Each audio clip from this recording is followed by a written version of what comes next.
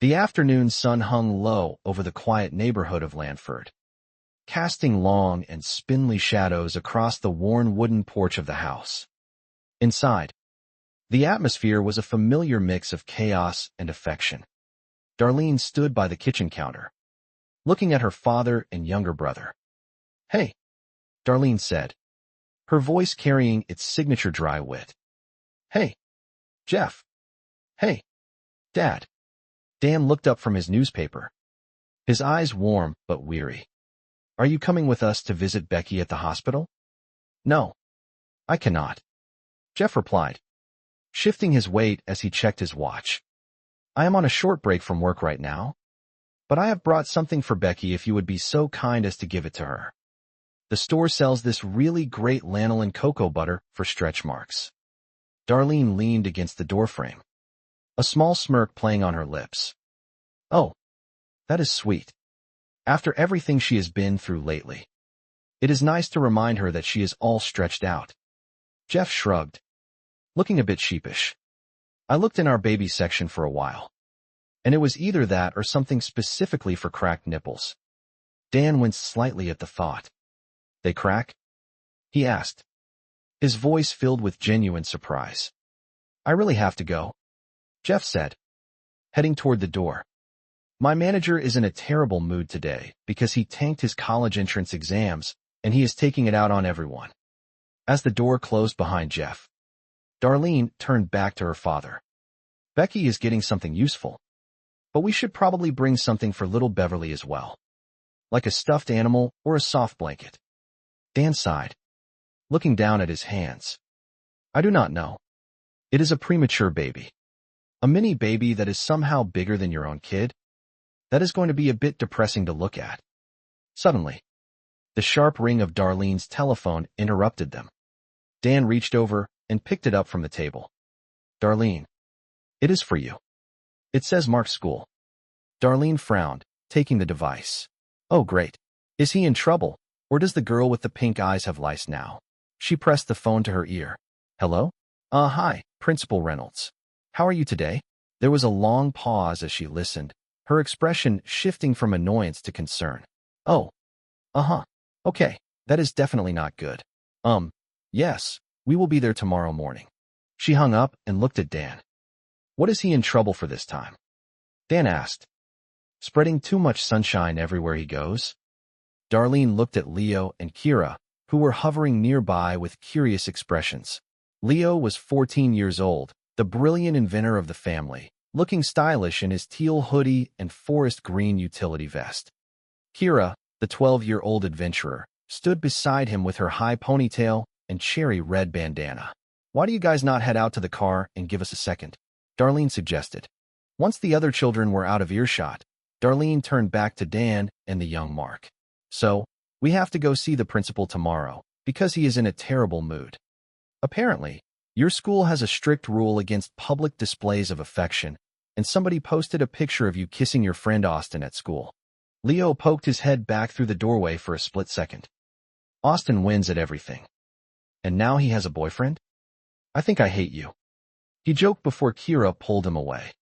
Gizmo, the large mixed-breed dog, barked once in agreement, his dark brown leather collar jingling as he trotted by. Darlene ignored the banter and focused on Mark.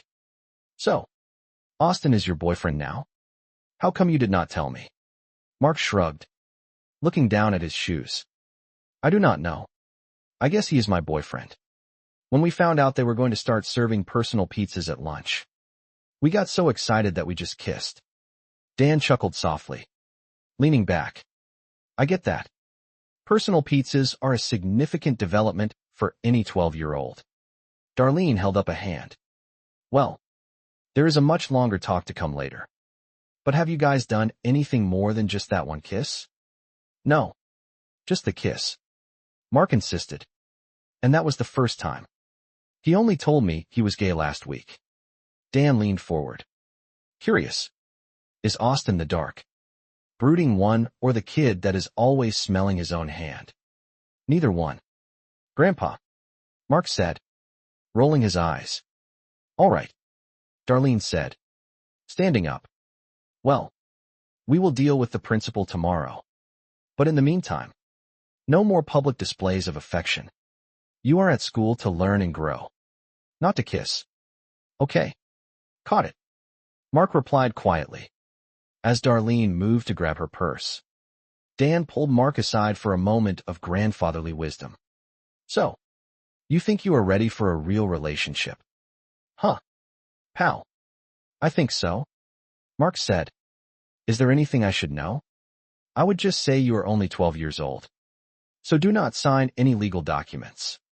And just treat him the way you would want to be treated yourself. I guess. Austin says I do not listen enough. Mark noted thoughtfully. Dan patted his shoulder with a grin. Does he also say you drink too much? Because that conversation is coming in about 6 years. At the hospital, the atmosphere was clinical and tense. Becky sat in her bed, looking exhausted. Jackie was by her side, acting as a self-appointed birth coach. I have been trying to pump every couple of hours, but nothing is happening, Becky said, her voice trembling. I have always been able to count on my body, but it feels like it is betraying me now. Have you tried to express the milk by hand? Jackie asked, leaning in close. Are you kidding me? Becky snapped. I have been squeezing myself like an entitled frat boy for the last 2 hours. It takes some people longer. Dan said, trying to be encouraging. Everything will be okay. Jackie turned on him immediately. As Becky's life and birth coach, I need to inform you that your constant reductive reassurances are not appreciated right now. She understands that the milk contains colostrum, which carries the antibodies that premature babies need to fight disease. She knows that she is playing with the baby's life, so just let her be, could you? Dan backed away slowly. I have got your back. Jackie, calm down. Darlene walked into the room. Hey, did you see the baby yet? What do you mean? Becky asked, her eyes narrowing. Do not sugarcoat it for me. I have seen her, so you can be honest. Okay. Well, I have seen cuter babies in jars at the county fair, Darlene said with her typical bluntness. Dan tried to soften the blow. It is okay. Babies do not always start out looking pretty. Darlene looked like Yoda when she was born. You had dumbbell ears, Jackie added, pointing at Dan. And DJ started out pretty, Dan noted. So be careful what you wish for in this family. Darlene sat on the edge of the bed. Hey, Beck. You know you have been up for 2 nights straight. It is hard for your body to produce anything when you are tired and stressed. You need some sleep. At the hospital where Gina was, they had a lactation specialist. Maybe you can get one of those. This is a county hospital. Becky sighed. People pay their medical bills here with chickens. Dan perked up. We actually have chickens. You do not have chickens, Darlene reminded him. I have chickens, Jackie shouted from across the room. The next morning, the sun rose over a household still tangled in secrets. Darlene was in her bedroom when a soft knock sounded. David was there, looking as if he had never left. Darlene, I need to tell you something important, he whispered. What? What did you need to tell me? She asked, her heart racing with a mix of guilt and nostalgia. That, he said, leaning in for a kiss. Get back upstairs right now, Darlene hissed, pushing him away as she heard footsteps in the hall.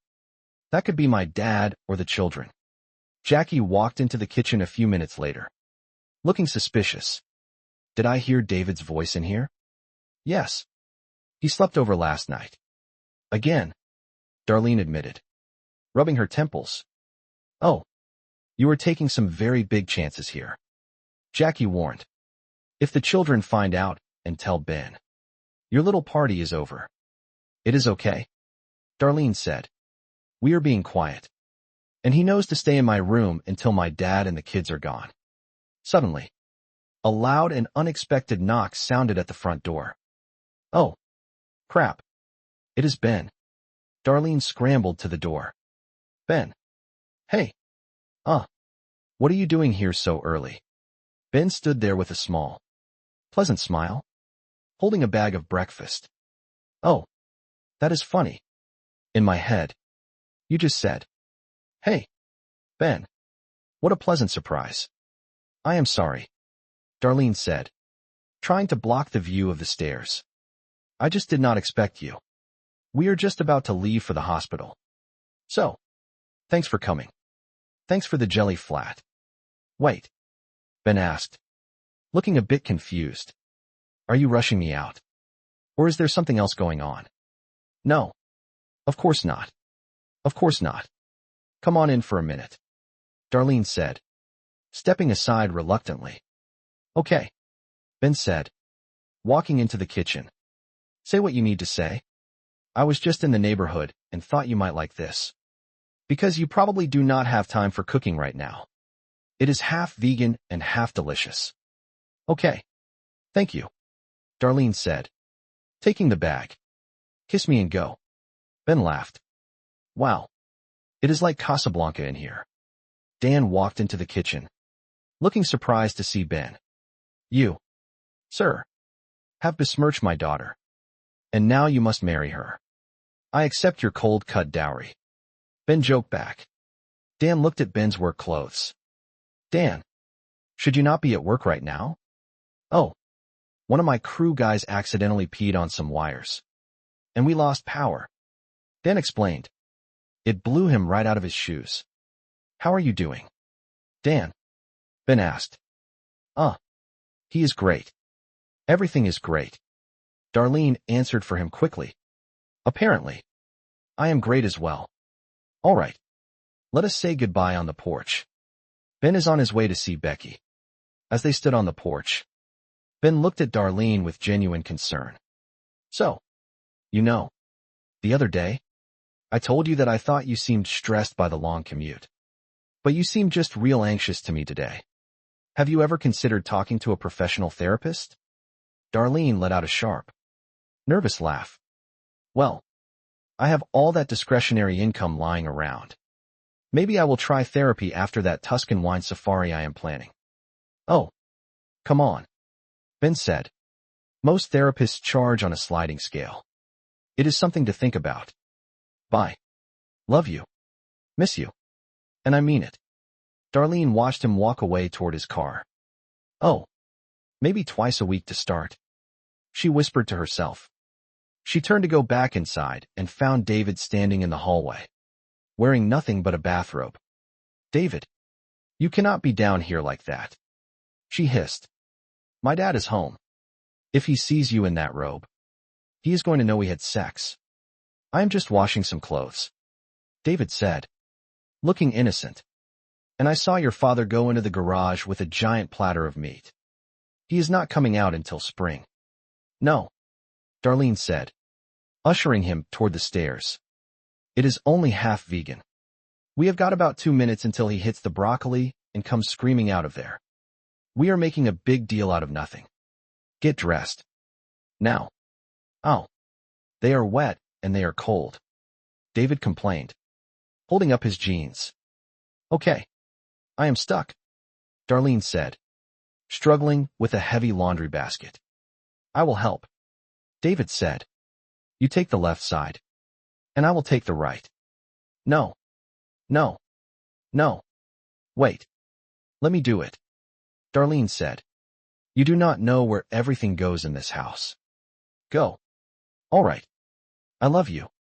And I will see you at the principal's office at 4 o'clock. Do not forget. Yeah.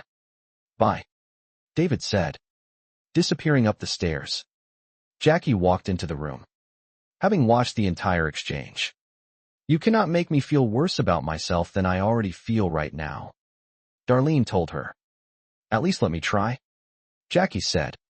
Look, I know it is wrong, but I love David. And I love Ben. And I have to decide who I am going to spend the rest of my life with. Well, let us talk about it, Jackie suggested. And maybe I can help you pick Ben. Ben challenges you intellectually. He is financially stable. He will be a fantastic partner for the long haul. David is sweet, Darlene argued. But you have already gone down that road once. He is the father of my children. And he is really stepping up and showing up for us now when we need him. So buy him a #1 dad shirt as a parting gift. Jackie snapped. and then you go be with Ben. And the sex has got to be fantastic. You get to rub that impressive beard all over your body. Darlene made a slight face.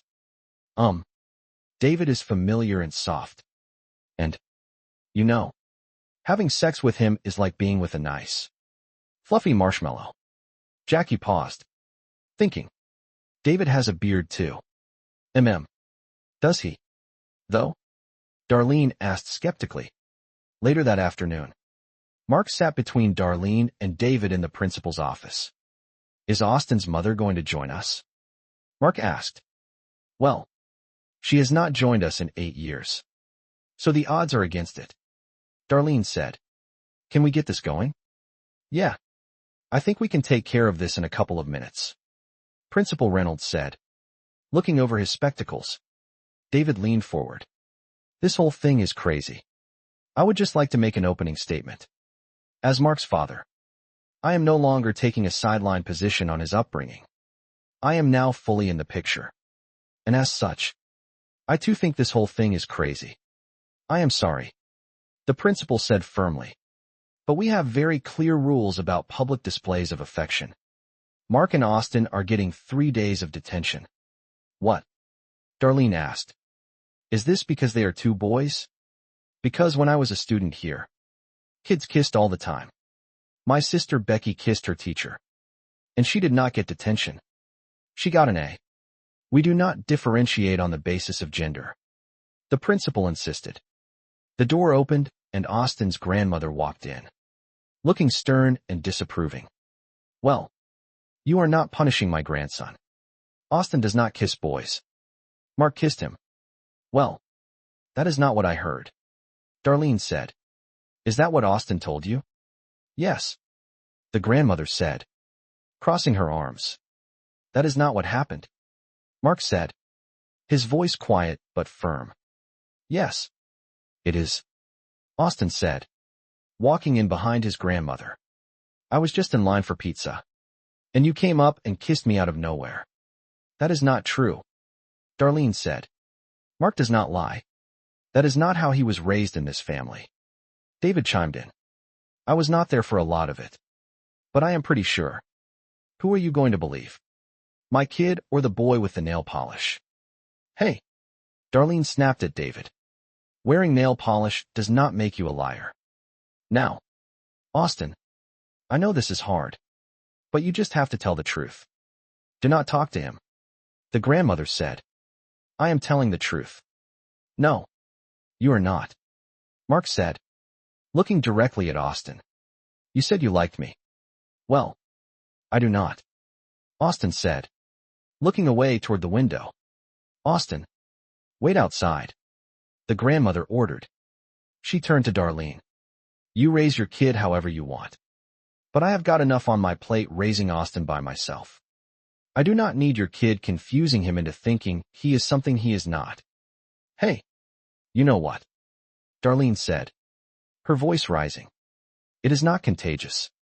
Lady, your kid is not going to catch being gay any more than he is going to catch being a cranky old wench like you. I do not need to listen to this. The grandmother said, turning to leave. No. Yes. You do. Darlene said. Maybe you do not want to accept the fact that your grandkid might be gay.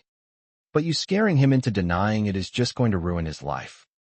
Well, the principal said, this feels like a natural stopping point. Maybe you can take the progress you have made and continue over coffee somewhere else. No. No. We are not going for coffee. Darlene said. We are very angry right now. Unless you wanted coffee? Dan asked, looking at the grandmother. No. I do not. She snapped. No. She does not. Dan agreed with a heavy sigh. Outside, Darlene walked with Mark toward the car.